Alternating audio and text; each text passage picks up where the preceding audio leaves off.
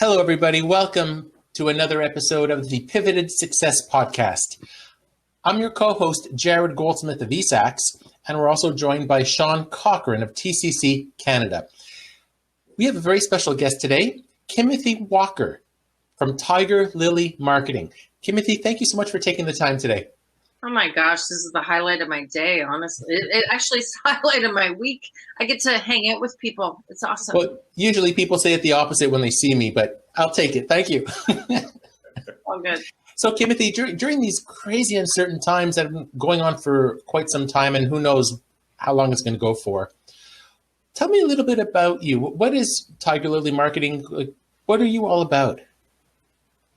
So, Jared, let me just tell people, because you and I are on business meetings all the time, but just so that people understand what's going on here, because they might be distracted by activity. Dogs, kids. Well, yeah. The highlight of my COVID experience was I adopted a rescue dog. So this is Buddy. Hi. And whenever I'm on a call with you or with Ottawa Board of Trade or Invest Ottawa, he seems to think that I'm talking to him and that I need, his immediate attention. So I apologize in advance, but he seems to think that, this is his moment in the sun. So pivoting. It's a dog's life, boy. Yeah. Jared, you and I have talked about this in April. Holy cow, we were down 84% because a lot of our clients were events and Ottawa Race Weekend, big, 50 Sussex, all of that kind of stuff. So April was looking almost traumatic, right? April, May, June. So we did do a pivot. I wouldn't say that we completely rejigged our business, but we started to pay a lot more attention to, which is how you and I did a lot of work together, which Ottawa Board of Trade, small to mediums, right? The SME group, we saw each other every Wednesday because you volunteered, I volunteered. So we started to pay attention to Main Street, because Main Street, I'm sure Sean can talk about this. Main Street, we knew was going to have a really difficult time. So I wouldn't say that we pivoted our business so much as we tried to figure out how to help those who were on the front lines of this in a way that we hadn't done before, because we're mostly corporate, right? So we wanted to figure out ways that Tiger Lily Marketing, and every time I say that, you know this, but every time I say that, it warms my heart because it was named after my dad. We tried to figure out how to bring what we know with, our group has 100 years, literally 100 years of experience with marketing and communications, to the people that needed it most. And one of the very first things that I did was I offered our services for free. That's a huge asset, Kimothy, but how nobody could have prepared for this. We hear it quite often. It's just out of left field, and the whole world's changed. Right, and you're one of the last people that I hugged at social. I haven't washed my hands since. But at an event that you were hosting with, can you imagine? Su Ling Ching just joined Ottawa Board of Trade as the CEO. I saw her. I saw, Nikki Bridgeland from Rideau Sports Center. Who could have imagined that, in the time literally that it took me to walk to get my car at the Shaw Center, that life was going to change in that time. So, gosh, Jared and Sean, we're almost at a year since that date. It's scary to think it's been so long, especially when it first came down and they're like, it's just a couple of weeks. Don't worry about it. It's no big deal. We'll sort this out.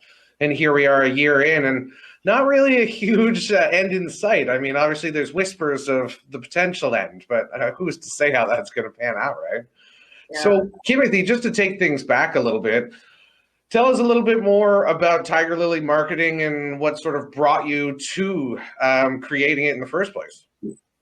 Sure. So actually 7 years ago this month, well, next month, March, I left a little company that some people have heard of called CTV News. And I knew I wanted to do communications. That's kind of all I knew. I really didn't have a plan. What is it that you enjoyed on working with CTV? What I enjoyed, everything. Yeah. I loved my job, honestly. Like, I didn't leave because I didn't like it anymore. I loved my job. But I was 45 at the time. I had been doing it my entire adult life. Max Keeping hired me when I was 21 years old, and I just wanted to try something new. It was that simple. I wasn't laid off, as unfortunately, I know a lot of people have been. This was a personal choice for me that at 45 years old, I decided I wanted to try something new. Mm-hmm. And at the time, honestly, Sean, you're going to laugh out loud about this, I'm sure, but I thought, entrepreneurship, how hard could it be? So I'm very happy because you both know the stats, right, about entrepreneurship and failure rates in year 1, 5, and in our case now 7. So I decided that I wanted to storytell for entrepreneurs, which was my strength as, an investigative reporter, and I did W5 and some other stuff. I wanted to help people storytell and get their stories out there in a way that was effective. Tiger Lily was because my dad, who I lost on this journey, used to call me Tiger Lily. And it really resonated with me because tiger lilies are redheaded. Sean, I think that you could, appreciate this.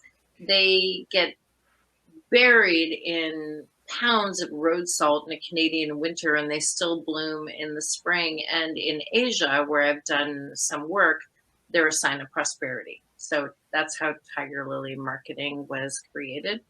And we do everything from, websites and brands and all that kind of stuff. But Jared, I think that you and I are very aligned with the fact that it really comes down to the story. What are you trying to tell people about who you are and what you do? Because that actually helps you market and sell your product. You know what?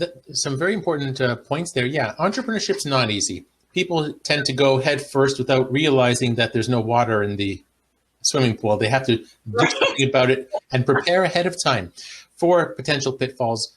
Just because you have a great product or service, you might not know anything about business, and most people don't. But you said storytelling. That's huge, right? It's always about the experience. It doesn't matter what your services or products are. It has to be an experience. Well, I was having this conversation with somebody yesterday who is a new client. And again, like we were talking before, like I feel really reticent. We had 5 new clients this week. But I feel really reticent to share that because I know there are so many people suffering. But we're doing really well. But this client has an amazing story, like just mind-blowingly amazing. Working with Indigenous and Métis and Inuit people. It's a coffee production house. I'm sure you both know who I'm talking about, and the story is really compelling. But I always say to people, when it comes to marketing and comms, you can have the most amazing thing in the world, and if nobody knows about it, you can't sell it. Yeah. And if you don't have a compelling story on your website, on your branding, on your social media, you can't actually sell it because it's not going to resonate with people. So the storytelling part for me is so exciting because I listen to them. We have, a couple hours of conversations, often with some of our other team members, and then we figure out what are your key messages and what's your story. Because we can't do anything without a story. Yeah, people talk about I'm the best kept secret, so and so. Well, you're not doing something right. You're not getting your story across. Right? Yeah. I know totally. And I mean, this, one of my longest client, well, actually my longest client ever is Ross Video. And they did that. I'm not allowed to say the name. You know that big football game that happened a couple Sundays ago? Yeah, I heard about it in the States, I think. Mm-hmm. I'm just not allowed to say it because it's branded and they have ownership rights. But, there was like a big game and there might have been like a big quarterback who's like famous. So Ottawa Technology did that, right? And we were able to, hashtag big game and stuff like that. And I remember this is part of the reason why I do what I do is I was in a bar. Don't all good conversations happen in a bar. Yeah. In Amsterdam with the CEO, David Ross, who I think he is the most amazing leader. And we were there 9 years ago. And I said, everybody needs to know about your company. Like, this is mind blowing what you're doing. Like, you've got robots, you've got live production, you're doing a whole bunch of TV shows that we have all watched that may sound like Got Talent. People turning around their chairs, all kinds of, stuff. But I think that that's an Ottawa thing. And I'll ask you both your opinion. I'm not sure if I'm allowed to ask you questions, but is that an Ottawa thing that we don't really brag about the fact that we had that big game on Sunday? I have a feeling it's a Canadian thing. We hear this a lot. And one of the reasons, differences between the United States, let's say, and Canada is, well, at least from my experience and what I've heard, I do a bit of networking here and there. It's everywhere. People are much more timid to talk about their successes or what they're looking for. And so it's not, I would say it's not necessarily an Ottawa thing. What about you, Sean? What do you think? Yeah, I totally agree. I find as the stereotype Canadians, we're overly polite. So it's just more overstepping that boundary that we've created in the sand of what is okay and not okay. Because again, sort of self-pushing and all that sort of stuff is kind of hard to deal with sometimes. And some people spend their entire times sort of pushing themselves onto you and all of their achievements. So you see that, especially in some of the bad cases, and you sort of take a step back, right? Yeah, I mean, Kimothy, one of the ways you said you adopted and pivoted at the beginning was so generous of you, and the philanthropy part of you is to offer some of your products and your services, rather, complimentary. I know you, Invest Ottawa is a good client of yours, and you've been helping them out for a long time, Ottawa Board of Trade. It's this type of giving back that really helps people stay in business, not only for the bottom line, but it's that community giving and spirit that really is needed. And I think we're seeing that a lot during COVID. Well, thank you for saying that, but I actually don't think, honestly, Jared, that I was alone. As you know, I worked for 30 years on the Chio Telethon, and gosh, can't even begin to, because I'm going to forget somebody, but like Heart Institute, the Royal Ottawa, all kinds of things.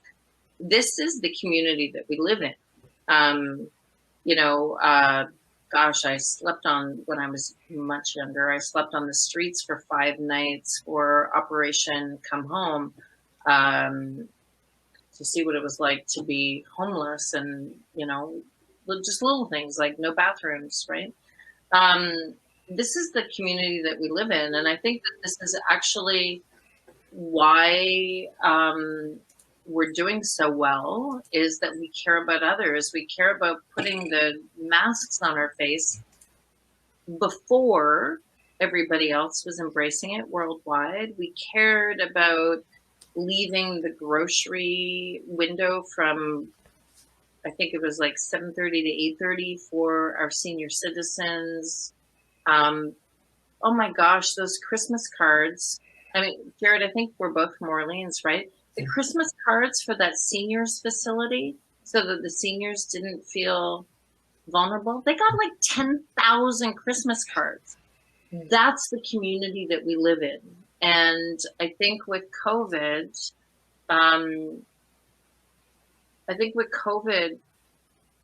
it was emotional and it was painful, and we missed, I haven't seen my kids in now 14 months almost, but I think that we protect our neighbors. I think that that's what this city is about. Yeah, I mean, what would you say would be some of the highlights during COVID, at least make it a bit more narrow-minded here in Ottawa, although it can be applicable to pretty much any city out there?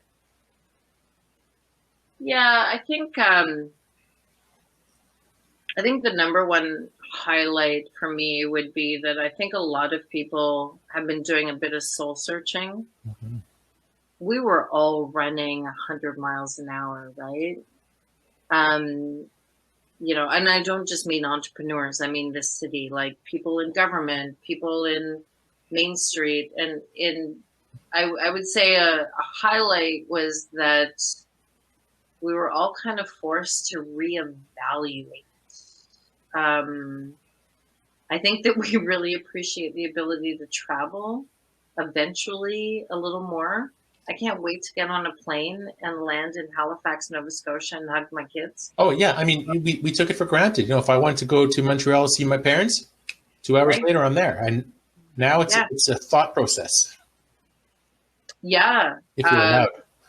Yeah. And I think driving is relatively safe, but I'm not going near an airport anytime soon. And as you know, Jared, some of my family is in the United States, Mm-hmm. right? So I can't cross a border. And my family are all people that are getting vaccinated probably within the next 4 to 6 weeks. Oh, lucky But them. I can't cross the border until I'm vaccinated. Well, Kimothy, once everybody gets vaccinated, I want to line up and be one of the first ones to give you a hug back. Oh my God, I'm going to hug the bejesus out of you. and I may do that to people I don't even know. I swear to God, because it's so like, one of the things, because I live alone, because my kids are, university age. I just think I'm going to run around, in Orleans, the farm boy, locally owned, love Jeff. I'm just going to go around and like hug random people. This got me thinking, Kimothy. I just came up with a new hashtag RAH, random acts of hugging. Right. I think I just see people going on the street just hugging randomly and then tweeting about it. And I know, but post first. I think that we need consent. I do feel it's important to ask people in advance, but yeah, but I'm going to be doing the like, oh my gosh, is it okay if I hug you? Because human beings, we don't do really well in isolation. We're communal type people, or so I think that that's been the hardest thing, is missing engagement, interaction, communication, sharing of ideas, face-to-face, going to social. Like, honestly, Jared, that night, can you imagine if we had known that that was going to be our last time in a lovely restaurant eating wonderful food? Like, I think we all would have taken some stock out in some of these social online providers back then. But Kimothy, I mean, in the marketing industry that you're in with Tiger Lily, mm-hmm. It's still like we said earlier, it's storytelling. It doesn't matter if we're in COVID or whatever. People still need to promote their organization in order to stay in business. What has changed for you? How have you changed your messaging for some of your clients? You don't have to name them, but just, is there any guideline for how you get messaging out these days during COVID? What we did for ourselves and for a number of our clients went heavily into online. Because we couldn't go to the Mayor's Breakfast. We couldn't go to the Bob's. I mean, remember the Bob's? Yeah. Beautiful event by Michael Curran, race weekend. with 40,000 people. So we, in addition to our clients, went heavily online, promoting what we were doing, whether it was Ottawa Board of Trade breakfast or Invest Ottawa doing something related to Digital Main Street, making sure that people knew about that online and that they could join. I mean, I know we have all these jokes about, nobody wants another Zoom call. I'm not actually sure that's true, because some of our clients did just free concerts. I mean, look at what Dave Khalil was doing with fundraising just by doing his Piano Man thing, because people were craving for that sense of connection and they wanted to feel engaged. So, so online 100% became the new sexy.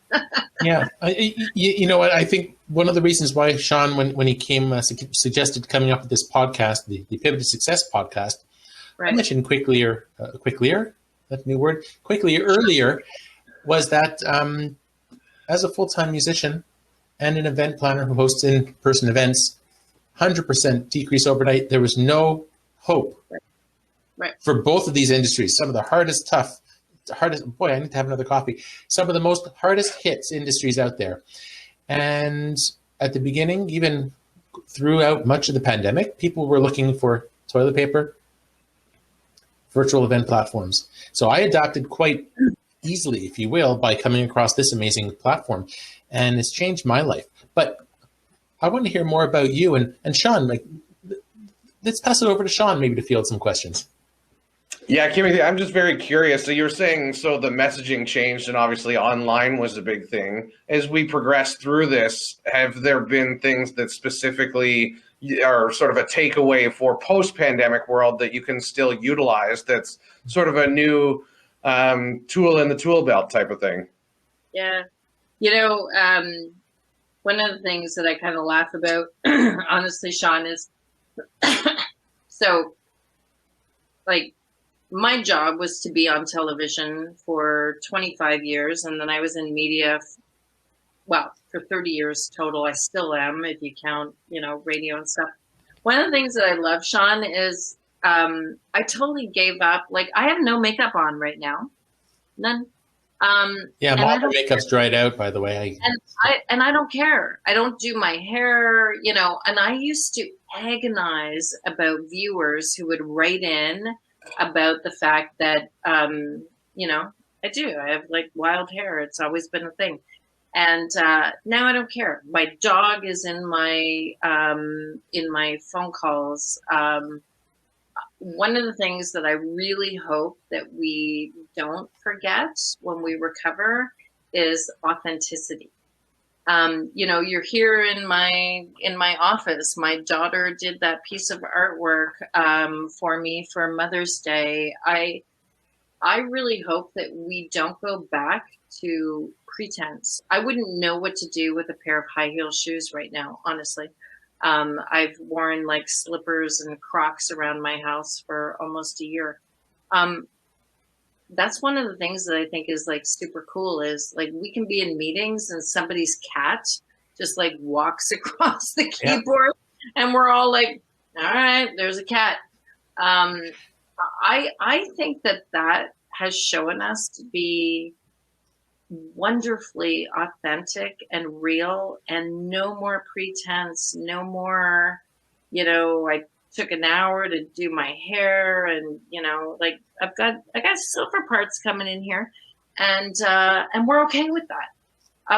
I think that that's a better way to do business without all the pretense. Oh, I have quite a few videos talking about networking and entrepreneurship, and I have quite a few talking about being genuine, being authentic. And if anything, I absolutely agree with you, Kimothy. This will hopefully have people at least realize that this is who they are. They're in your dining room, your living room, your house. You see your skinny cat, Andrew Scott, walking around. Walking along with the tail, And I hope that this will continue going forward, because one of the reasons people, at least in my mind, never really appreciated the networking. They called it fake. You always try to put your best hat forward and you try to puff yourself up in order to get business. No, people do business with those they could actually trust. And I think this is bringing out a lot of that. Well, and I hope it gives everybody a bit of a shake-up too, you know? So, I mean, people are real people behind all of it, whether you're marketing yourself, selling yourself, discussing whatever it is. At the end of the day, this is my living room, this is my cat, these are things just like you have. We're all the same, really. Why are we pretending that we don't have this whole real life behind us, right? Well, and to Sean's point too, and Jared, I know that in the meetings that we've been having with Ottawa Board of Trade, mental health, right? Like, you know, I don't want to pretend that this isn't hard.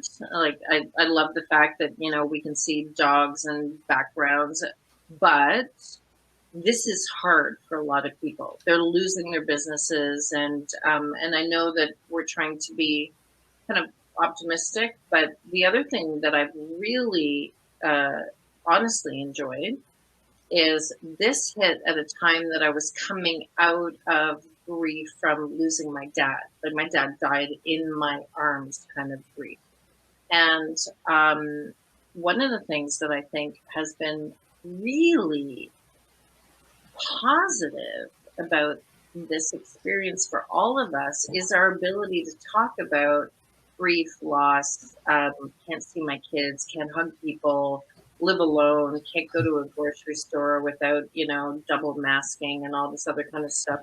So to Sean's point, we're more authentic and more real with each other, and we're not pretending anymore to have life by the tail. You know what I mean? Like, everybody has their fill in the blank.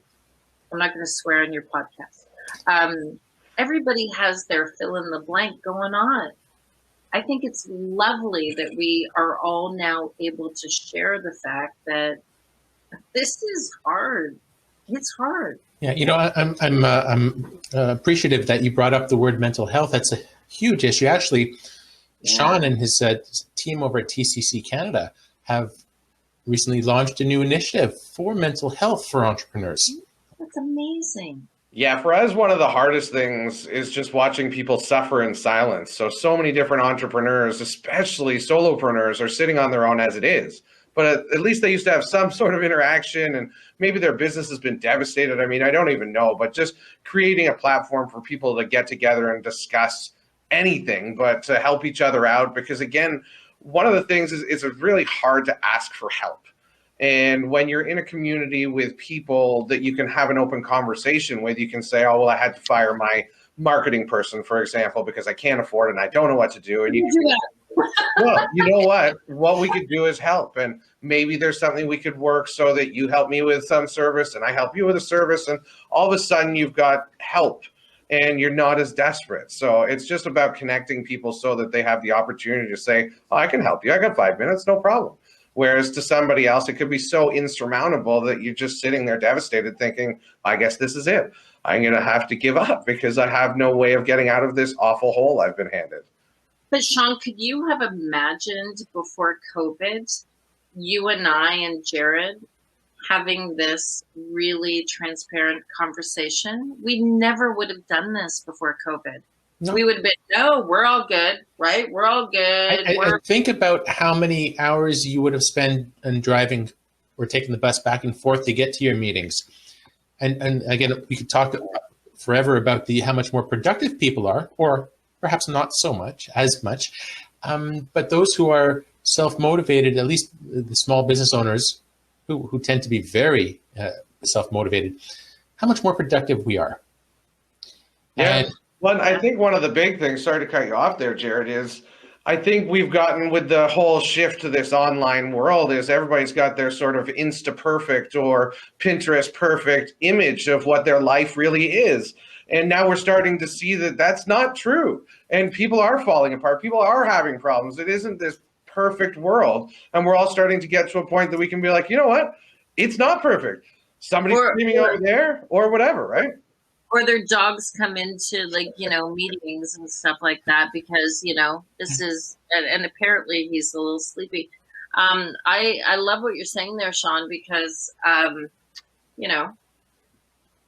I did work in TV for a bit, and it's all about the look and so the authentic part really appealed to me because when I was suffering after the loss of my dad, I just felt that I had to put on the happy face, right? Like, oh, we heard your dad died. Are you okay? Oh yeah, no, I'm fine. I'm fine.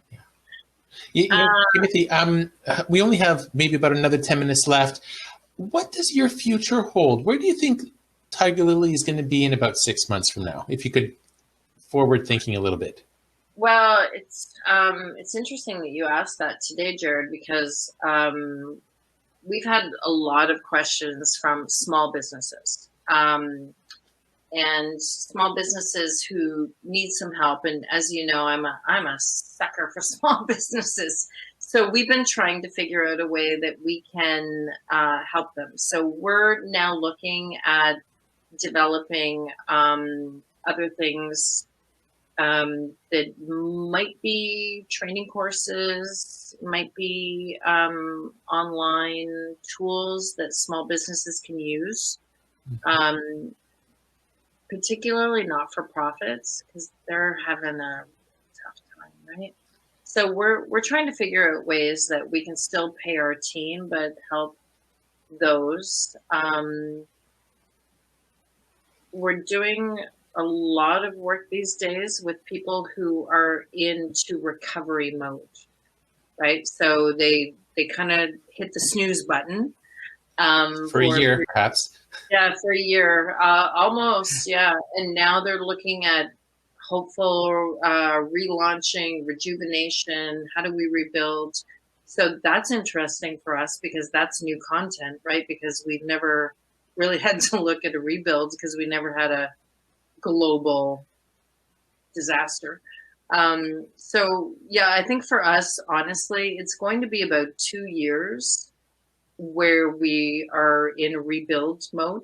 I think probably until 2023. Well, you talked about content, and it's such a valuable asset for people looking for content or creating their own original content.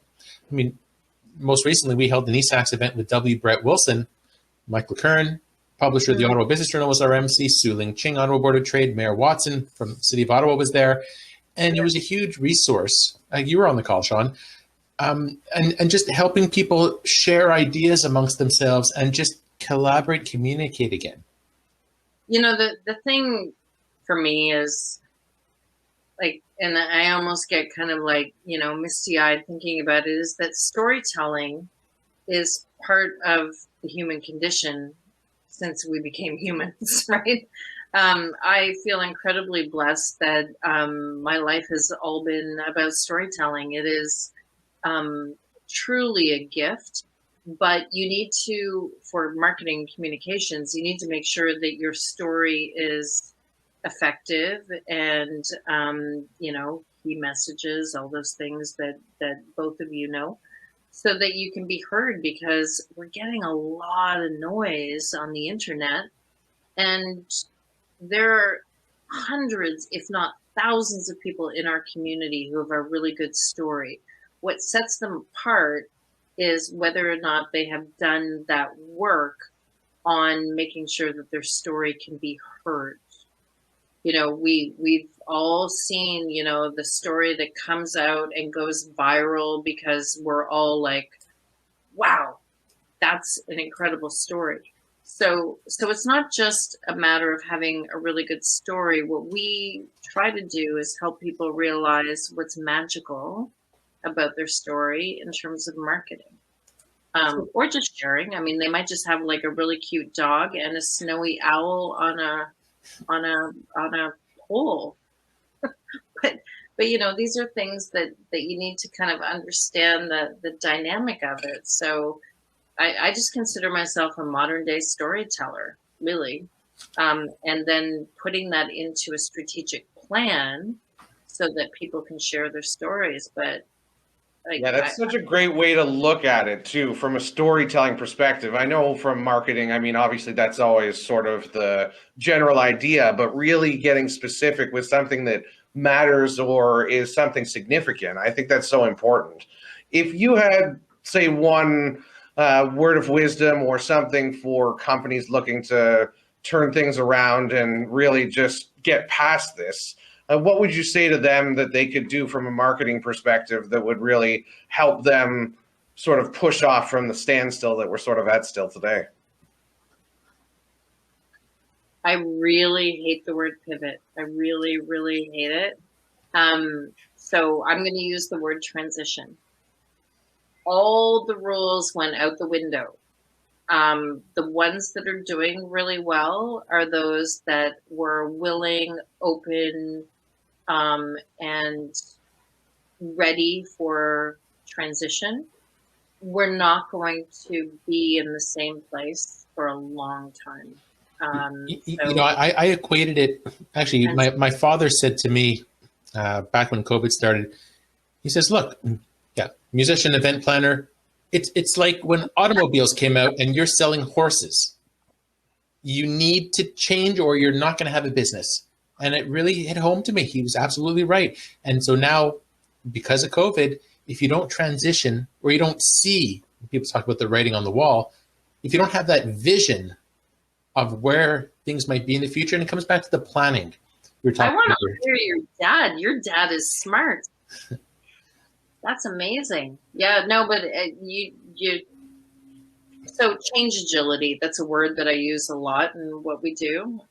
There are people who are change agile, and there are people who just like we've always done it this way. Well, it's a lot easier to change or transition if you're a one-person business instead of like, I don't know, a Ross. Yeah, although I have to say, like, Ross did like super amazing stuff, right? Like David Ross, like, raised the minimum wage for all of his frontline workers, hired 200 people, did that big show, that sports thing that we talked about on a Sunday with a quarterback, like wildly changed with a staff of almost 1,000 people. So I think that whether you're a solopreneur or whether you have 1,000 people and products in 140 countries, it's a mind thing, right? Is, okay, this is the life we've been given. This is the reality. Jared, you and I have talked about this many times over the course of a year, because like you transitioned or pivoted like nobody's business. You just, yeah, it's sad. You deal with your grief, and then you need to go, okay, so new reality. What are we doing here? You know, that's exactly it. I mean, when I realized, you know, what the situation was, at least for music, I've been playing for over 35 years, Kimothy, my saxophones, and I realized, I don't know if I'm going to go back to it. It's been my love, my passion, my sense of security, all of that, all these years. And just to shelve it and find something else that works, never say never, but right now, I'm not focused on music at all. I live vicariously through my YouTube channel. Yeah, and I think that part of what we need to do is acknowledge our sadness, our loss, and our grief. Yeah. This is hard stuff. Like, you know, I went to, Jared, you and I don't live that far from each other, but I went to our neighborhood grocery early this morning, and, you know, had my mask on and, you know, my old lady glasses and a hat. And I thought, isn't it weird that I could walk in here and see a friend and they wouldn't even know it's me because I've got a hat on and, you know, the glasses and the mask. Well, there's nothing wrong with hats, but I know what you mean. Yeah. Yeah, no, I love hats, but that's the symbol of you. But I just thought it was so isolating to be invisible. I was completely invisible, right? Is normally I would see someone I know and I would stop and chat and yeah.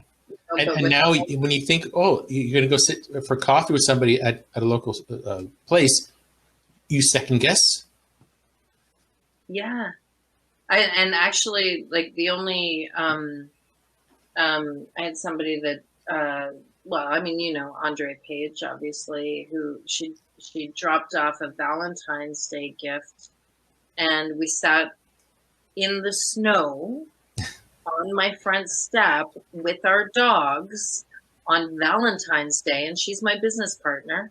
And we sat there, and I thought, what a strange world we live in, where I can't even invite her into my home, and we're sitting in the snow in my driveway, right? Like, but I think we've all been adaptable, and that's where the change agility comes in. Is, all right, I'm doing this because I need to protect another human being from anything that I might pick up in my travels to the very exciting gas station, Shoppers Drug Mart, or the Sobeys. You know, so my job is to make sure that I protect other human beings. That's my very exciting life. But I think that we all have a responsibility, and I think we could do a whole other show on people who don't do that. I think we wanted to focus on optimism and what we're doing to support our community, and I believe that's that. Well, you know, Kimothy, you're a shining example of those who go out of their way to support community, get involved, get engaged, and make things happen for the better and help other people in small business. So thank you for everything you do. And that pretty much wraps up our time here. So on behalf of Sean Cochran from TCC Canada, myself, Jared Goldsmith from eSAX, I want to thank and welcome our featured guest, Kimothy Walker from Tiger Lily Marketing. Thank you both. I appreciate it.